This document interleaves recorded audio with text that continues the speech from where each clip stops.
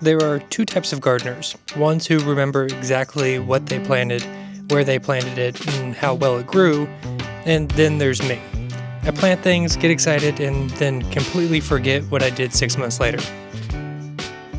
To fix that, I started keeping records. In this video, I'll talk about the 7 different ways that you too can do the same and keep records of all the stuff you're growing and how well it does or doesn't do. And if you have any additional tips for keeping garden records, please leave them in the comment down below. I know I would appreciate them, and others may find value in them as well. Let's start with the old school method, a notebook or planner. There's something satisfying about physically writing down what you plant and how it grows. It's flexible, low-tech, and perfect if you like the idea of flipping through pages covered in dirt and coffee stains. Now for my written notes, they take in 2 different forms. First, I have my task planner where I'm writing down all the stuff that I'm doing day to day, but inevitably that's a lot of garden activity. And then as part of my journaling practice, I write about my garden. In my journal, it's more reflective in a prose style writing, where in here it's bullet points, just listing out the facts. Some of history's greatest gardeners kept journals. Thoreau wrote extensively about nature and his garden. I'd like to think that keeping a garden journal makes me part of that tradition, although I'm no Thoreau. And then there is the spreadsheet. If you like numbers, sorting, and analyzing trends, a spreadsheet is the way to go. You can track plant varieties, germination rates, harvest yields, and even cost effectiveness. I mean, who doesn't love a good yield per square foot calculation?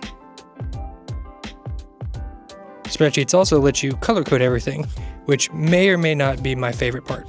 I've been tracking how much I spend on my garden yields, and in my project to populate my property with lots of native plants, I have an ongoing catalog of all the native plants I have, and a wish list. For those who like a bit of tech but don't want to build their own spreadsheet, garden planning apps exist. These let you map out your garden, track what you will plant each season, and even remind you when to water or fertilize. Personally, I've never used a garden app for more than a few days. I don't like the feeling of being boxed into someone else's design or way of thinking. My garden doesn't fit into their templates, but maybe it'll work for you. If you want something simple but still digital, a note-taking app works great.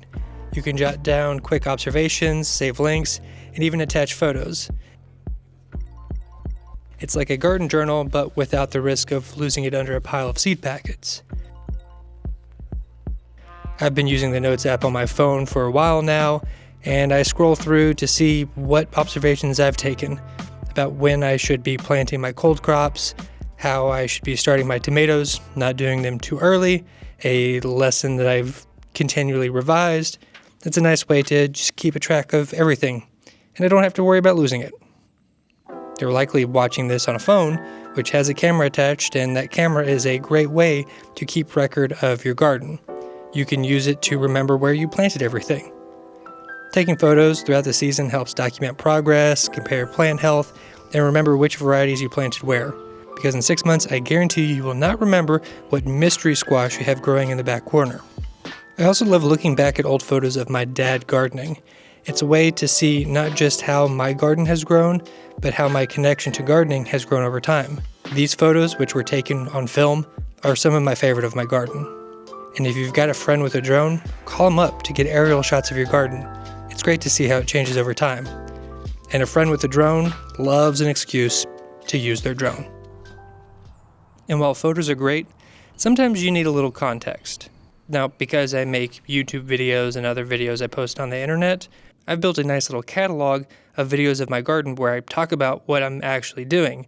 And I've referred back to my own YouTube videos to see what I did in certain spaces. Like I have a project where I started 3 different raised beds, all made out of the same wood, but I treated each one of them differently. Well, I forgot which one I did what with. Luckily, I had it on video.